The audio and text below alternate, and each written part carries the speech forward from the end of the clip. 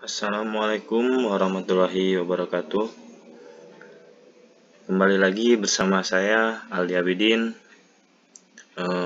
Taruna Permesinan Kapal Politeknik Kelautan dan Perikanan Pariaman.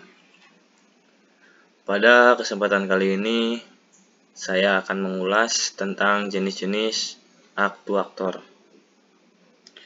Oke, untuk mempersingkat waktu langsung saja kita ke pembahasan.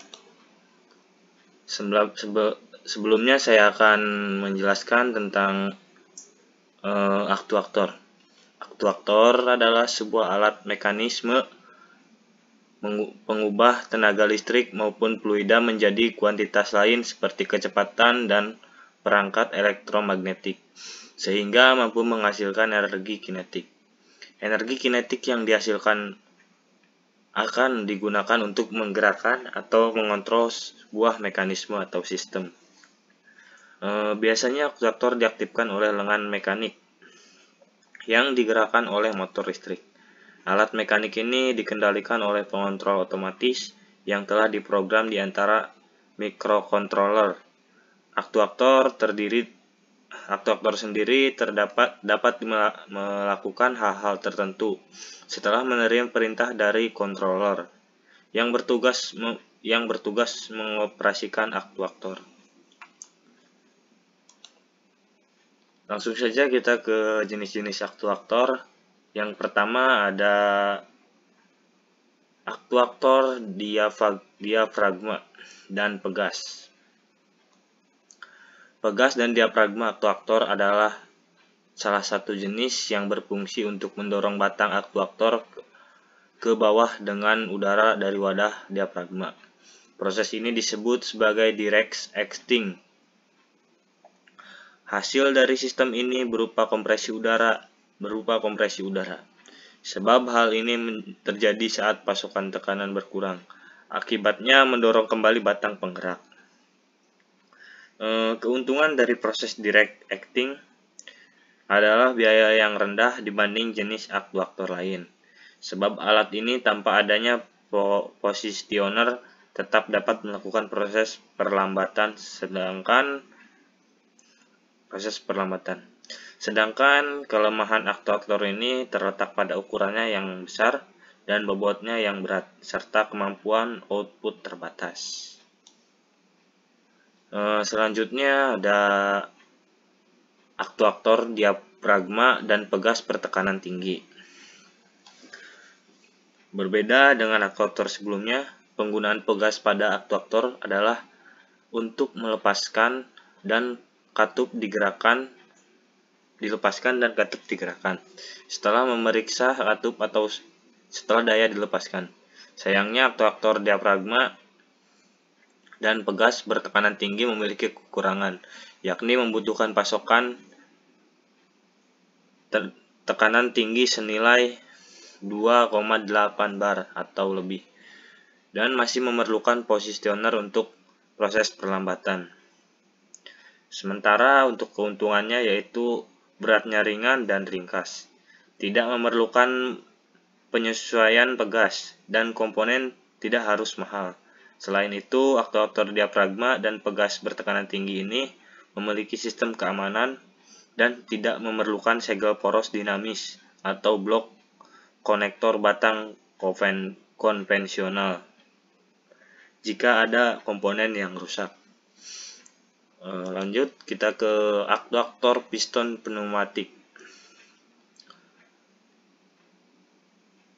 Piston pneumatik aktuator adalah jenis aktuator yang bekerja dengan mengubah energi yang diciptakan oleh kompresi udara menjadi gerakan mekanis. Sederhananya, aktuator pneumatik dapat dilihat pada drive yang digerakkan oleh pesawat.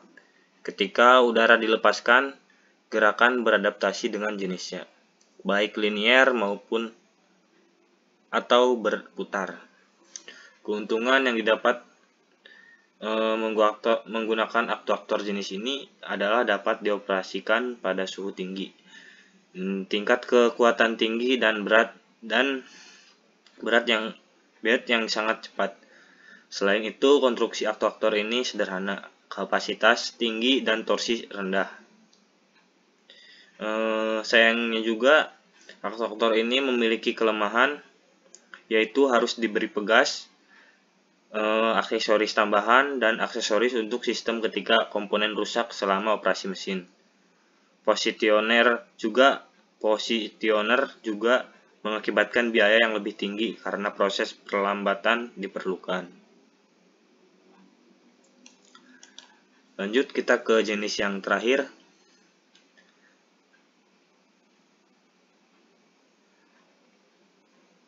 Ada aktuator hidrolik.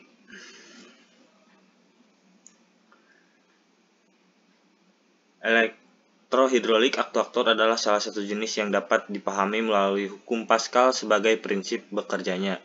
Jika kenaikan tekanan pada bagian tertentu dari pembatas fluida menyebabkan peningkatan tekanan yang sama dengan satu wadah. Keuntungan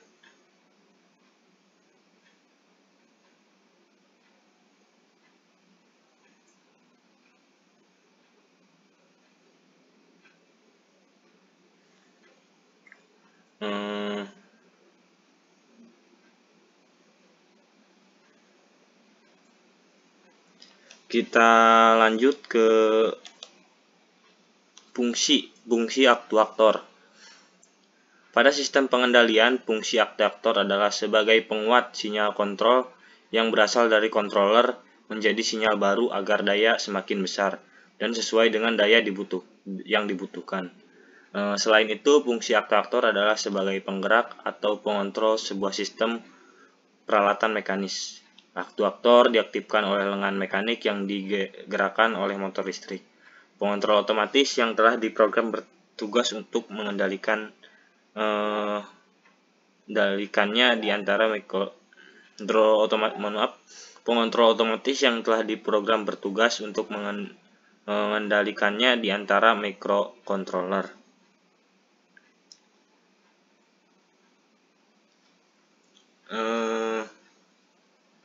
Dari pengertian keseluruhan aktuator memiliki kelebihan dan kekurangan.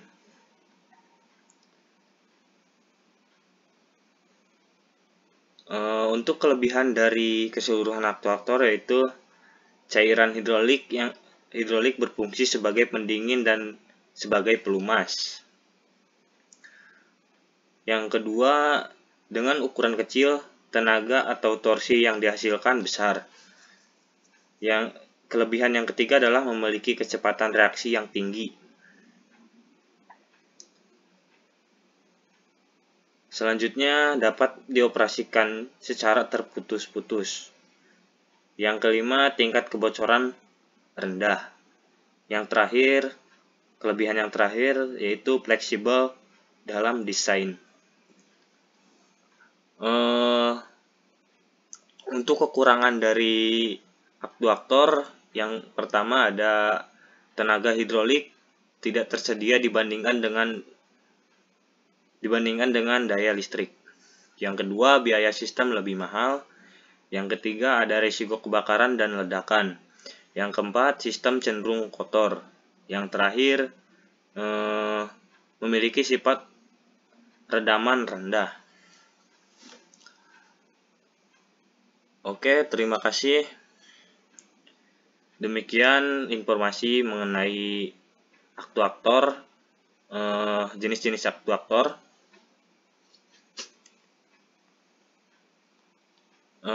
Semoga penjelasan saya barusan bisa bermanfaat bagi rekan-rekan sekalian. Kurang dan lebih sekian, dan mohon maaf apabila ada kekurangan dari video pada saat kali ini. Sekian dan terima kasih. Wassalamualaikum warahmatullahi wabarakatuh.